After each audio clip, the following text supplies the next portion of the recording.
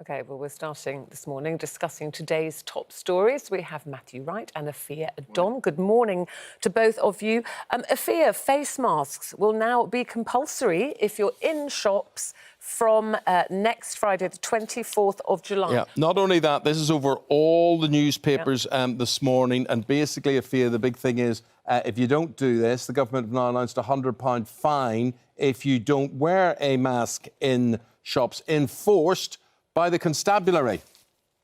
Yes, exactly. And this is something that has been, the rumours of this have been going around all weekend. But we had Michael Gove saying, you know, we won't see it being compulsory. It seems to have been a complete U-turn by the government. We saw Boris Johnson wearing a mask out and about over the past couple of days. And yes, now this has come into force. So it's a £100 fine that will be enforced by the police if you're in a shop and not wearing a face mask. So this takes the onus off people who own the shops and work in the shops. It's actually not for them to enforce it and not for them to police it. But I'm not sure how that will play out if you're in a supermarket and perhaps there's someone who wants to come in and isn't wearing a face mask. Does the shop assistant then call the police? We're not sure how that would work.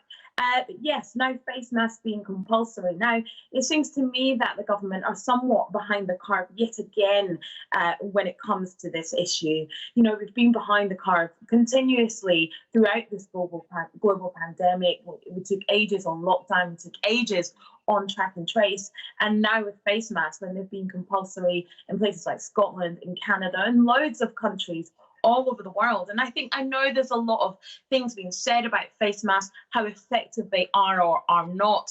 But I think it's quite simple. If I'm ill and I'm wearing a mask, I keep the other person safe. And if the other person is ill, they keep me safe.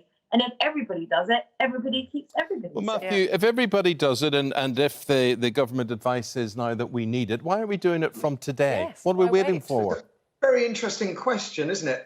One thing I should bring to your attention is Ken Marsh, who's the head of the Police Federation, which is in effect the union of our police officers. I was on the radio this morning with some rather bad news for Boris Johnson. He said it is not the police's duty or legal right to enforce this law on private property, which would mean that that if there was a supermarket situation, as Afua was just outlining, that the police may not attend. So as of right now, I have no idea how this ruling is going to be enforced.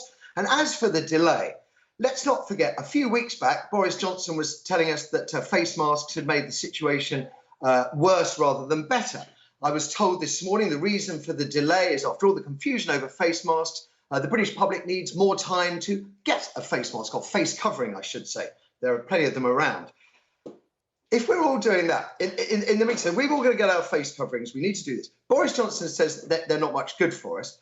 Michael Gove says don't bother wearing them. I'm left wondering if it's a deliberate attempt to sow confusion so that when the inevitable second spike arrives, the government will say, well, it was your fault for not wearing a mask. And really, seeing as they've been compulsory to wear them in hospitals since, I think, mid-June, the idea that we haven't got a face mask, any of us, I find quite preposterous. You never know when you need to go to hospital. You've got to be prepared.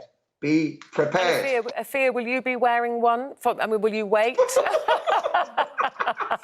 Sorry, Afua. I'm not sure Afua can see that.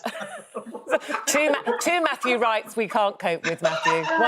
One's enough. Afua, will you be wearing a mask? Are you comfortable wearing a mask? Would you be uncomfortable around people who aren't wearing one? Well, I've been wearing a mask since mid-April, to be honest. Going to the supermarket, if I've ever had to get in a cab or something, I've worn a mask, and so has my daughter. It makes me feel comfortable, and it is something that I will be doing and have been doing, so I'm quite used to it. Yes, it can be quite uncomfortable. And yes, the advice around face masks has been sketchy, to say the least. The WHO are now saying that, yes, people should wear them, and yes, they are effective. I know there's a lot of talk around it about people concerned about the amount of oxygen that they may get when wearing a mask, and carbon dioxide saturation and things like that. But like we said, it's just basic. It keeps you safe, it keeps the other person safe.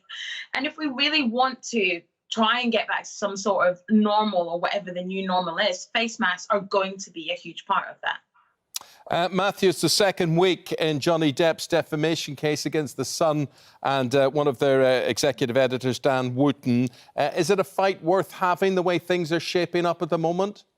Well, I think yesterday's testimony was the most dramatic so far. We had a chap called Stephen Deuters. Now, he is Johnny Depp's. I thought he was Johnny Depp's personal assistant, but it transpires he's Johnny Depp's former personal assistant, so therefore not necessarily 100% in Camp Johnny. And he came out and told the court how Amber Heard, who was made, the Sun newspaper claims was repeatedly attacked by Johnny Depp, a wife beater. He claimed, Deuters, that Amber Heard herself has a conviction for domestic violence, I think from back in 2006, which sent sort of shockwaves around the court. If it's worth it, Eamonn, I mean, that is the $64 million question, although I know Johnny Depp lost $650 million in, it appears, one afternoon, leading to one of these allegations of violence. If he loses this case, I think his career will be irreparably damaged. If he hadn't brought this case, I don't think that would be the situation. OK, very interesting. Let's talk about babies now. And first of all, we've got the Duchess of Cambridge. Yeah. What's she been up to? Well, she's saying, Afua, you mentioned your daughter there, so I'd be interested to know what you think about this. She was saying that she wishes that she had known more when she was a first-time mother, and she was speaking at the launch of a new website which is providing advice to parents. Let's just have a listen to what she said. Oh, they don't have it. I'm so sorry. They don't have it. Anyway, basically, she was saying when you first have a child, you know, it can be a very daunting time. Do you wish there had been websites and things available for you and your daughter? Did you use them when you were a first-time mum? Oh, absolutely. I think when you're a first-time mum, you are literally thrown in the deep end. And it doesn't matter how much you speak to other mums, you will never be quite prepared for, you know, that first 5 years before school. And I think it's very important that there's more support out there for all mums, you know, all kinds of mums, whether you're a single parent, whether you're doing it with a partner or not. We all need as much support as possible to make sure that you stay sane and to make sure that your child is happy and healthy. You know, there was some research that the Duchess of Cambridge was talking about. It said that 90% of a child's brain is formed in those first 5 years. And this campaign is about getting parents to just talk to their children, you know, just have conversations with them and help them with their learning, their speech development, and just know how to just be with your child, especially in that first year. Yeah. That first year is really, really difficult. Sleepless nights, money worries, and all the rest of it. I think this is a great idea, definitely. Yeah, you know, my daughter's 8 now, so yes, those first years are still quite fresh in my memory. So yeah, I would definitely appreciate Well, that. they're fresh in Matthew's. It's called Tiny Happy People, and you've got a tiny happy person there. Yeah. So your lovely daughter, Cassidy. And we were talking about mothers there. We mustn't forget fathers, Matthew. You know, when you become a dad, Well, it can also be daunting. I've held my hand up to this before, and I'll do it again. I was, for various reasons, Eamonn knows that for various reasons, I was a pretty useless dad for the first year of Cassidy's life, and Amelia really had to do much, much more than was fair. I have to say, Afua had made me really laugh about important to keep sane. I can't, I didn't fully appreciate how important that aspect of parenting was until I've gone through it. The worst part about internet parenting, which is kind of, I guess, where Kate Cambridge is going with this, is there are so many bad sources out there, poor information, confusing and conflicting information. I think that Amelia, I'm looking at her nodding across from the screen, that what you really need is really good trusted sources of information rather than sort of gossip sites. And I suspect this Little People one is one of those. But it's been fascinating watching Amelia and myself learn about parenting, sort of kind of half organically, making up as we go along. And I wouldn't want to take that away, the joy of discovery. The joy of discovery. And when it comes to names, and I don't know how you chose Cassidy's name, very From definitely... Jack Kerouac, On the Road. OK, very definitely, 3/4 of people say they would not, under any circumstances, call their children Boris or Donald, really. Do you think there's any reason for that?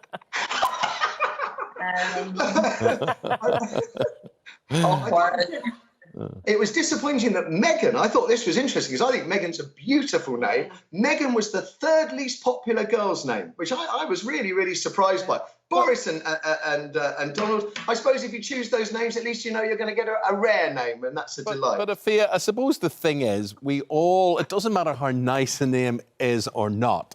If you know someone who has a name and you're not that fond of that son, you're not that keen on them, that you don't like. you know, you went to school with them and they smelt or something, you just are not going to call your child that name, are you? Sticks. Oh, no. Absolutely, absolutely. You know, when before Naima was born, we had some names on the list, and there was one particular one that was of a relative that I didn't like. I'm not going to say who that is now. And I was like, we have to strike that off because I do not want my daughter to grow up to be like that person. And it's very, very true, isn't it? We don't really realise until we're having to pick that name how influenced we are by people in the media, like presidents or prime ministers or people that we may know. And you just think, I do not want my child to be attributed to that name. But one that was on that list, which is really unfortunate, is Isis. And actually, not a lot of people know this. That is one of my daughter's middle names because it's actually an Egyptian name.